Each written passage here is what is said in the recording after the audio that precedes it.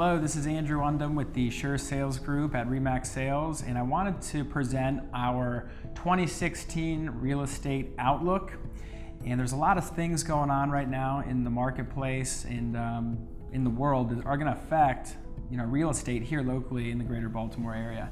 So the theme of our 2016 real estate outlook is stability drives confidence. And I'm going to go into kind of 6 themes that we foresee happening in 2016 that'll tie back into the piece that stability drives confidence. All the economic reports are pretty boring for 2016. We've compiled a lot of data from real estate brokerages around the country, locally, and economic reports. And the fact that they're boring and bland across many sectors is exciting for real estate because a boring economy means it's stable, and stability drives confidence. Confidence is great when you're talking about values in real estate. So trend number 1 is there's a lot of healthy demand drivers. So looking in what's 2016 going to hold for us, we have to look at what's kind of driving the demand for housing. So traditional demand drivers are job growth and income growth. Those numbers look fantastic. That's what economists always lean on to predict the housing market. Those numbers look good. Here's 3 other things that we kind of pulled apart and we're able to see that we think are going to have a big impact on housing demand.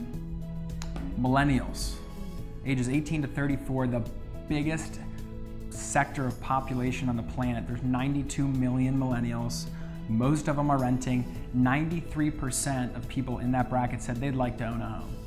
So not a lot of them own homes, and a lot of them want to own homes. That should drive some demand. Boomerang buyers. This is a term that's been kicked around for the last 3 to 4 years, and what that means is all the people who experienced hardship, who had a short sale, a foreclosure, a bankruptcy, lost their house, there's a mandatory penal period where they can't buy another house because their credit's shot. They weren't paying their bills. Those people are coming back. Those people like to take risks, and now they can buy homes again. So that's why they call it a boomerang buyer, because they bought before and they're coming back. And then the rents are very high.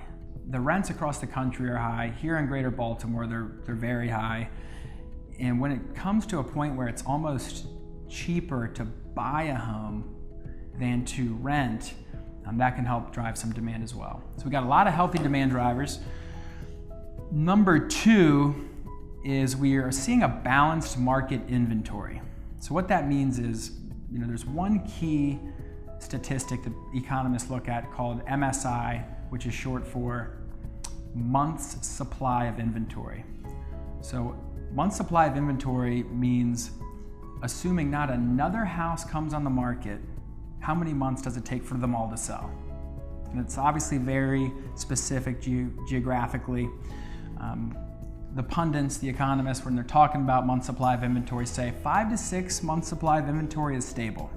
That's a good market, that's a healthy market, that's a balanced market. 5 to 6 months.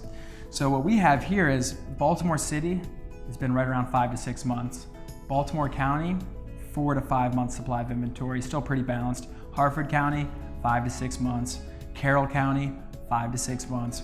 Howard County, 3 to 4 months, a bit more of a seller's market, right? Less supply, more demand, good to sell in Howard County.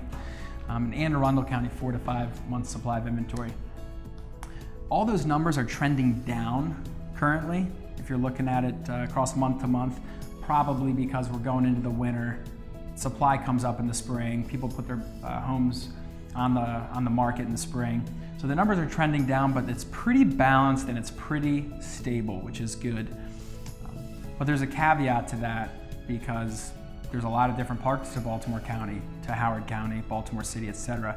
So the real magic's in the micro market. So here in the city, for example, you have Canton, very small, or pretty big neighborhood, but a small portion of Baltimore City as a whole. Their month's supply of inventory, 2 to 3 months. Good to be a seller in Canton. Federal Hill, 3 to 4 months, a bit more supply in Federal Hill, and then a bunch of neighborhoods, but I picked Hamilton as an example, more stable, 4 to 5 months. So in these hotter downtown markets, of course, the dynamics change a little bit, but that's why it's important to know if you're thinking, hey, what does this mean for my house, for my real estate holdings? Shoot me an email, let me know your address, I'll kind of give you an idea, because the more narrow you can get, the better indications you're gonna have on what's going on in your marketplace. That's how you get the tactical advantages, by knowing what's going on in your micro market, in your neighborhood, in your price range, in your condition, etc. But overall, it's nice and balanced, so that's good. Shows us that we're stable across the board in the greater Baltimore area, which is good to see. Number 3, return of pricing stability. So since there's a balanced inventory, the values have stabilized a bit. There's not a lot of people getting crazy numbers for their houses like they were in 2005, 2006 perhaps. And there's also not a lot of people having to give their houses away, getting crushed, because the values have stabilized. Now, consumer psychology studies show is about 18 to 24 months behind the market. So consumers aren't gonna really see this. They might put their house on the market thinking they're gonna get an aspirational price, and buyers might be out there looking to invest in something thinking they can steal it because the market's bad. Both the people looking for the home runs and the people bottom fishing, maybe, those are unicorns. They're gonna come along, but that's not normal. Don't expect to get that. And that's a good sign that we're stable, and that should drive confidence in the market as a whole. Number 4, we have a very predictable interest rate landscape. Now, the interest rates are going up. We know they're going up because they've been historically low for several years now. The futures market is betting that we're going to have at least 2 interest rate hikes in 2016. Very minor.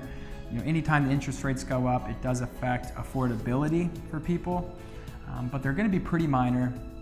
And we're probably going to see, as the rates go up, more people opting for an adjustable rate mortgage versus typically we've been seeing for the last couple of years. Everyone does a fixed rate, 30 years, lock me in, it's low, I love it, done.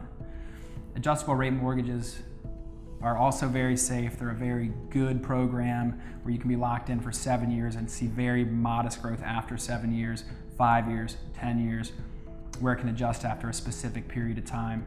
But we're gonna see a lot more of those products become used in the lending world in 2016 as the rates go up.